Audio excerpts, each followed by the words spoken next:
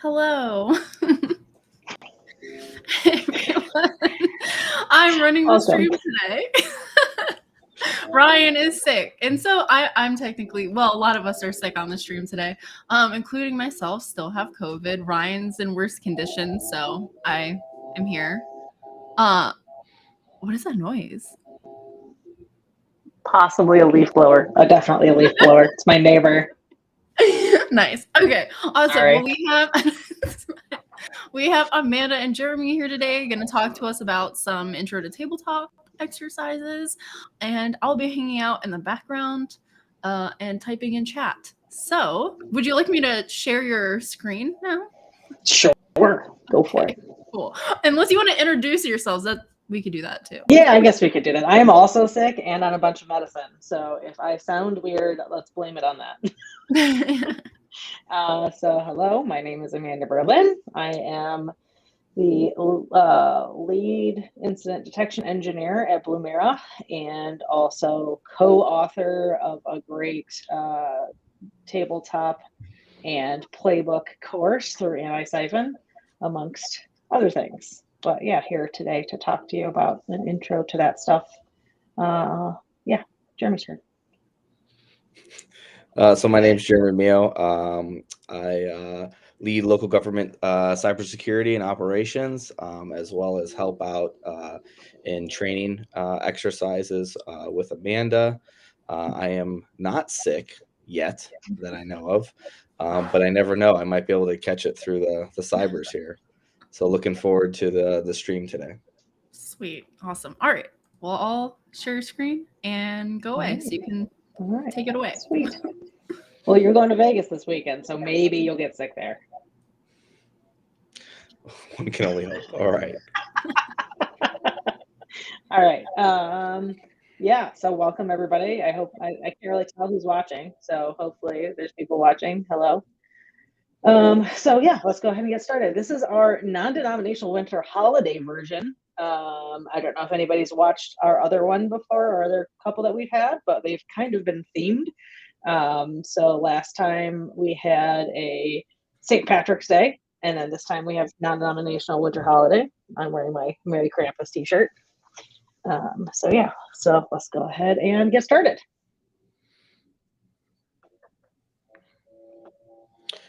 Yeah, so we're going to cover overview of tabletop exercises. We're going to go through the do's and don'ts and a little bit guidelines on how you can run some quick tabletops in your organization.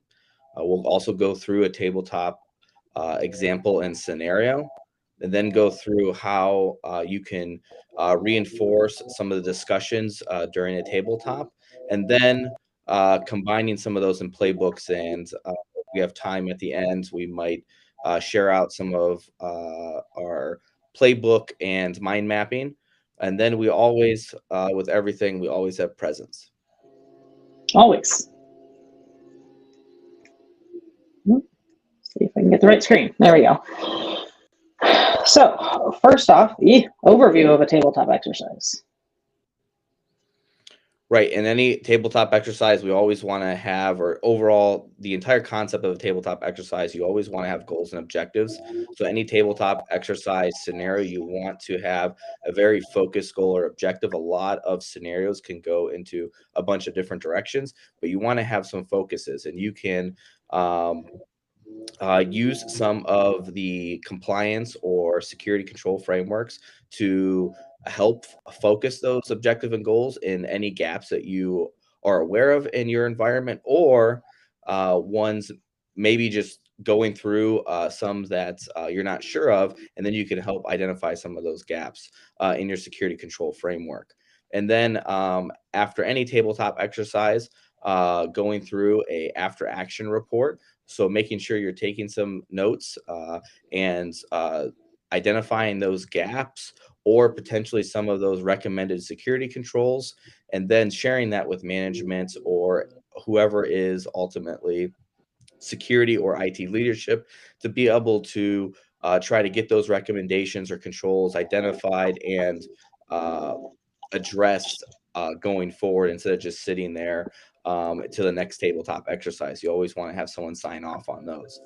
So with that said, we can go right into the do's and don'ts of our 15-minute tabletops. So here's some instructions and examples. You always want to break it in the scenarios into meaningful learning points. You want to read it loud and clear for all to hear. And the discussion page, you want to have focused on some type of framework. The ones that we try to focus on is the NIST cybersecurity framework. So we will always point our discussion page into identification, detection, and then containment mitigation, and then any type of preventative or communication controls. But again, the overall objective is always to have a productive and engaging discussion, especially with the right people in the room to identify gaps to prioritize for your organization. So with that, Amanda can go over some of the do's and don'ts there. Yeah, so pointing out just identifying gaps is a huge benefit to running tabletops, and walking through legitimately anything that you can possibly think of that may happen in an organization. So some things that you want to do in those smaller tabletops is, and larger ones really, is designating a single individual to facilitate. So that gives that person kind of say-so on steering the conversation. So if discussion kind of goes off in left field, you can kind of pull those people back. You can remind them what the goals and objectives are. We can that person is in charge of like kind of stepping out of their normal role and making sure that the exercise in general goes really well.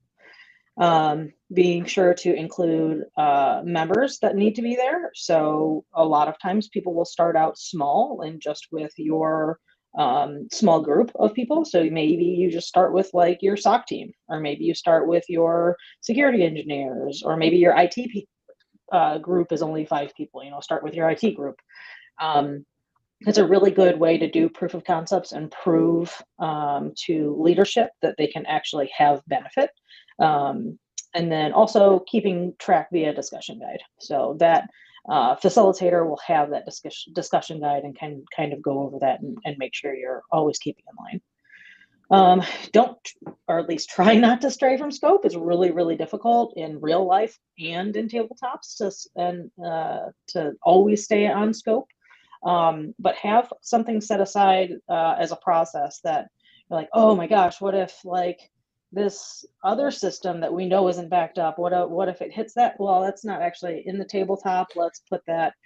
People call it like a parking lot or brown bagging or some other things that you can come to at a later time, right? And not, turn your 15-minute tabletop into, 3 weeks. Don't forget to complete the after action report and do follow up. So a lot of the tabletops will turn into action items from that after action report.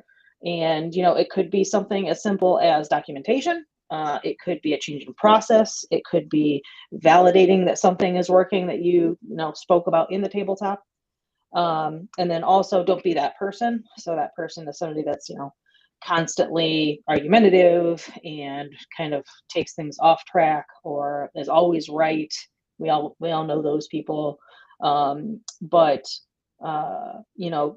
making it an open and honest and comfortable place to talk about all of these things really helps further the security that you're going for with running these exercises.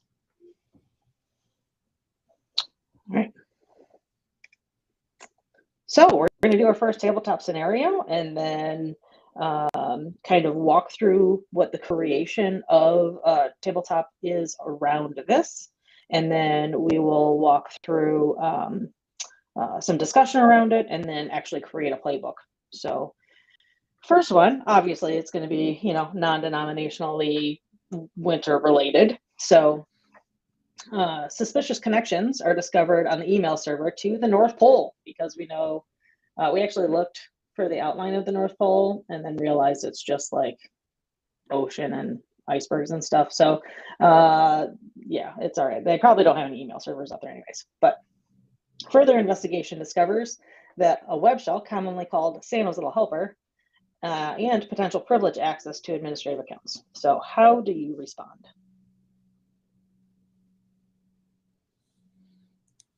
Are you asking me, Amanda? I am. How do you Oh respond? my God. Well, I mean, how do you even know,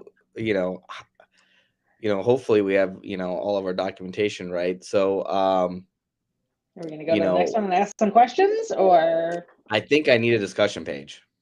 do you need a discussion page? All right, here we go. Oh, right. Here's an example discussion page. These are great types of questions to have during a tabletop scenario.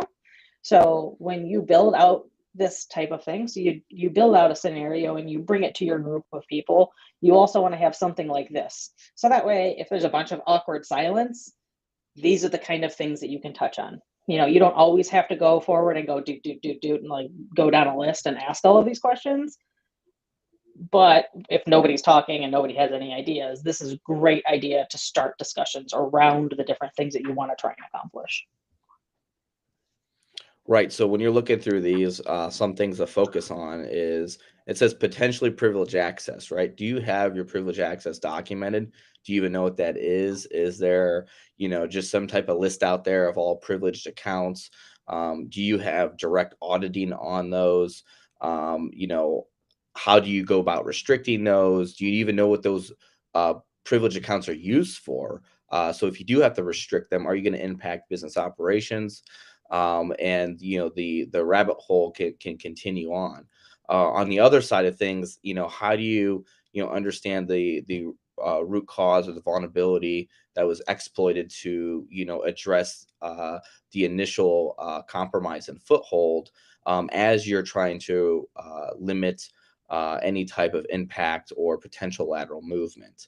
And then when you do figure out what to do and when to respond, can you just take everything down? Can you make some emergency changes? Do you have a process in place for that? Do you have some type of emergency change management? Do you understand even what you are impacting, depending on if you're in critical services? There could be a lot of either financial impact for some type of private entity, or on the public sector side, life and safety system as well. So again, and if you have to decommission email or restrict email, right, there's a lot of pieces and parts in that. So this overall scenario is taken from the Exchange web shell vulnerability. But a lot of people, might not have thought some of these through, or hastily started responding. And a lot of these questions were afterthoughts. So these are the type of things that you can go through to make sure that you have some type of plan, or at least you have the discussion with your team beforehand. And then what happens if you do find that they aren't, merely malicious at all, or you went and pivoted down a wrong path? It could have just been, increased traffic because you enabled a new functionality in, some type of feature in Office 365 or in Exchange, and now all of a sudden you have more increased traffic. That's potential. What looked like a web shell maybe was some type of new app that the business unit didn't tell you about, right? So those are the type of things you have to think about, but also do it in a somewhat structured fashion, so you're not sitting there and questioning every little thing. Another component of the tabletop framework and tabletop programs is to have those NIST functions in the bottom right there. So then and you're keeping track of the specific security control items that you're testing. A lot of these scenarios will hit a lot of different functions, but that's why you want to focus in some critical ones. For instance, some of these are, controlling networks or communication control networks are protected, right? You want to make sure that you're detecting, the proper events and they're analyzed, and then that that the detection information is communicated to the appropriate parties. So you're really trying to focus on, that communication, as well as that things are, analyzed and understood properly for either the security and IT teams, and focusing there. Even though this kind of goes through a lot of different rabbit holes, you want to focus there. And then as you go through different scenarios, you can focus on other things.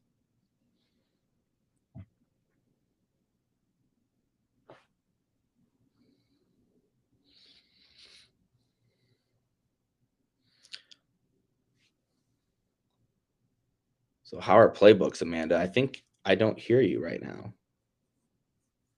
That's because I muted myself. But the leaf blower was really close to the window. Gotta watch out those leaf blowers. Yeah, right. I don't think we have a playbook on leaf blowers, but maybe. So next tabletop. because we were dealing with this web shell mail compromise, which a lot of times, at least recently, has been proxy logon or proxy shell, whatever it's called. This is kind of a shorter example of that. So there's a couple different types of playbooks that you can create. You can create incident response playbooks, and that is kind of this one. There's also detection playbooks that we run through in the class. But this is just a quick incident response one that points to other really good things. So in this example, a suspected web shell interaction has been observed on this PC. Interaction went to this URL location. So review the location of the file and the request that it was made to. Different questions that you can ask, right? So first off, does the suspicious request made to exist on the server? So does this get this file.sh? Is that on that server anywhere at all? That's a first good question that you can ask yourself. Other good questions: is that connection still open? Are there any other suspicious processes happening on that device? So if you look through, there's a lot of really good resources out there, including our class next week, that kind of go through a lot of different areas that you want to look into when it comes to incident response playbook. So parent process, regular like just the process name, that's a key one, right? So a lot of times you can do detection and use those for your incident response efforts, and those can be included in these kind of playbooks. So this application that we use is called Xmind. I think it's great. I've had good and bad reactions on my MacBook. But for some reason it works great now. So you can kind of just do like little mind maps, which is fantastic when you want to use that for playbooks. So say that, does that file exist on the server? Yes, it totally exists. Is it part of an approved application or business process? You can look through your logs and know, if you're logging, if that process has been around for a while. Google it. Is it associated with anything? Does the hash come up as anything in VirusTotal or another, a myriad of other tools that are out there?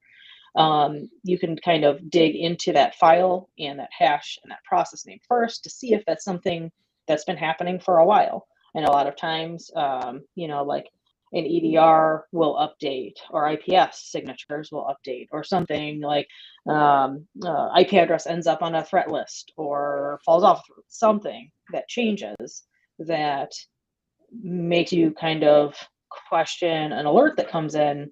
You're like, oh shoot, like this is terrible. I have this web shell on this device. I mean, that's kind of less common, but this file has been run, this process been run, whatever. And then come to find out, like, no, that's been running for a while. You don't really have to worry about that because that's, tied to this other weird process or application that we actually pay for. Granted, paid for applications can still be sketchy, but, at least you know that it's been around there for a while. So say if it's not, though, say that it has absolutely nothing to do with what you've been doing. So review the activity of the connections made by the hosts that made the connections to the web shell. Review server-side logs, looking into that process activity and file write events. And then can you identify the source of that web shell creation? So a lot of times, again, depending on your logging, people will not be able to find exactly where a connection came from. Maybe they don't have those firewall logs turned on. Maybe it came from an internal connection. Maybe the logs have rotated since then. You don't know. But if you're able to find those, you can do something with that external connection. Is it from a known vendor? Is it internal? If it's internal and it looks like it, may have come from some other sketchy process, maybe that's at a point that you want to look into. Cold medicine brain, lateral movement. So if you can't identify the source, what do you do then? Maybe you go to another playbook. Maybe you go to that playbook that shows you how to run a network tap to look for more information, or maybe you have to go to another playbook or not necessarily a playbook, but like a run book that shows you how to walk through and look at your firewall logs, because you can only do it on the firewall. You're not shipping them anywhere else. So you can use this kind of playbook structure to not only tell you repeatability of what to do when these kind of things happen.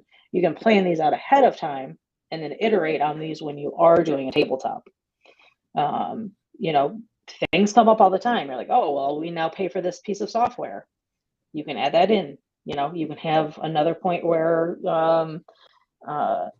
you link to that playbook or that book or whatever. So this is just an example of something that can kind of branch out, a bunch of different ways. Like if you did identify it, is there a vulnerable application, right? Maybe you're going to end up moving to a lateral movement playbook. There's a lot of ways that you can go with creating these playbooks with an application just as simple as this. And this is, very specific to a web shell, but you can do these as well for general, we got, maybe it wasn't web shell or you're not that, structured in your playbook, framework program, but it's just a general security incident, or it's a EDR, alert, or, obviously ransomware playbook, business email compromise playbook, more generalized things that may happen in your organization. Whatever your organization is most worried about, you might be able to start mind mapping a playbook around that. So just think about what are those things that you're dealing with day to day in an organization, like account takeover or phishing, things like that. Start brainstorming, start mapping out what you can do, and these become organic over time, and then you can start to hone in and identify if you need another playbook for a specific section, or the specific tools, and get more specific down to your organization, your capabilities. Maybe you have network taps, maybe you can set up span ports everywhere, or maybe you can't, and at some point you just need to know and validate that from an analyst perspective, that you've exhausted the current tools that are available in the capabilities of your program. Now I need to think third party. Do I need to get someone else? What do we do now? All right. Let me think. So I don't have the generic one that you had yesterday. Do you have it on your computer you want to share? I do have it, and I can definitely get that up. We can go through that in a few minutes. We have 5 more minutes.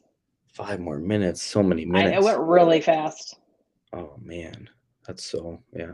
I will quickly, because I definitely know how to share things through this new platform here. I'm also going to share. Did you know that you have to sign up for Bitly now? I am not aware. I have not had to make a Bitly link in a long, long time. So I'm going to share in chat our GIFs.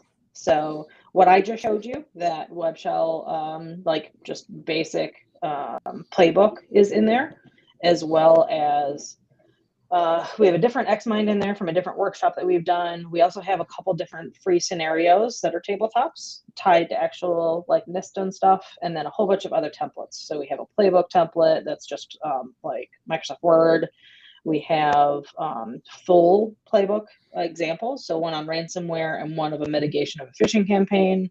And then we also have a charter for like actually creating your tabletop program template, as well as an after action report template. So you should be able to see my screen. Oh, at least it was on there. Don't know where it went there. I had it up there. There we go. Yeah, there you go. So this is the ransomware playbook. This is a slightly different form that Amanda shared. She shared a very specific playbook for Web Shell. However, this is just an example. This isn't an exhaustive, take home, you're going to be able to combat ransomware from it. But it gets you aware of, or it gets you in the process of mind mapping your playbook to be able to develop more. So in here we have a ransomware playbook. It is split out into the different NIST detection, or the NIST cybersecurity framework incident response sections there, as you can see. When thinking, just going through some things in preparation, you kind of go through, obviously you have awareness, right? Tabletops we're doing, we did that earlier. And then you can kind of go into more down into the rabbit hole here, right? Maybe you have attack simulation, maybe you don't, but if you do, are you testing some of those specific items that are most likely to be in ransomware? If you are hit with ransomware and your controls did not prevent them, do you have the legal requirements for whatever organization or industry you're in? Go from cyber insurance to external legal. When do you contact law enforcement? Right, you can start to really go, down this, and this really starts to spiral and spider out. In the, I would say, main response for detection analysis, how do you get detected ransomware? When someone calls up and says, "Hey, there's ransomware on a computer," do you immediately start quarantining and shutting off systems, or do you validate it, right? Do you validate to make sure that that's not some type of scareware? So you'll have, obviously you can get things through your help desk, or maybe you have a security operations center, maybe you don't. What do you have? What guidelines do you have when that, boots on the ground first responder is there, where they start just shutting off systems versus unplugging things from network, versus whatever your practice you wish to have in your organization, because it might not be the security person that is responding, or the first person that detects that or gets that from a potential user. Obviously, there's a lot of system alerts, right? We go back down all of these. Maybe you're getting notified from a third party. How do you verify the contacts? So you can really go down through, and we can provide this as well. I believe it's in the Google Drive that Amanda is sharing out. And then going down to containment and eradication, what capabilities does your organization have? Can you network segment things? Do you have an isolation VLAN? Can you isolate devices through either your EDR or some type of other software platform or device management platform? If it's a rogue device, it's not domain joined, it's not in your inventory. What do you do in that specific instance? And then, going down even to the identity about, password resets and multi-factor, obviously very important as well.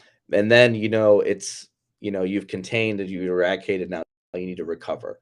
What's impacted, what do you have backups? What's your last backups? And then, the post-incident response. So these are some things that, again, even at the very basic level, if you aren't going down the specifics of a web shell playbook, maybe you start here with something that's a little more digestible and easy to start with, no matter what size your organization is, especially your IT capabilities or team, security team is. So that's just a quick kind of overview of that. So I don't know what the time is, but I'll stop sharing here. And Yeah, it is 5 o'clock. So let me just share the last screen with our info on it, and then we can finish up here. So this is me. You can contact me. That's just my personal email address and my Twitter/Mastodon account. Now that people seem to be hightailing it over there. So feel free to reach out with any questions that you might have. Yep, and you can find me as well on Twitter and Mastodon. And I look forward to it. If you have a chance, check out our training. We are having it next week, Tuesday, I believe. Yep. Awesome. Thanks for coming on and sharing this with us. Half hour's real quick. Yeah. Do we have any questions for our guests here, chat? Did we learn stuff? I learned stuff. So yeah, I did find I totally forgot y'all like posted the YouTube and the Twitch links. So I'm like, oh my gosh, I actually found the chat. Oh yeah. Yeah, if y'all are following us on Twitch, we're on Twitch, YouTube. We don't do LinkedIn anymore, apparently. Learned that today. But yeah, that's so anyone who is also viewing, if you prefer to watch on Twitch or YouTube, got the two options. So cool. All right. Well, if we don't have any questions, thanks for joining us, everyone. I'm going to go ahead and end the stream, kill it with fire, as Jason says.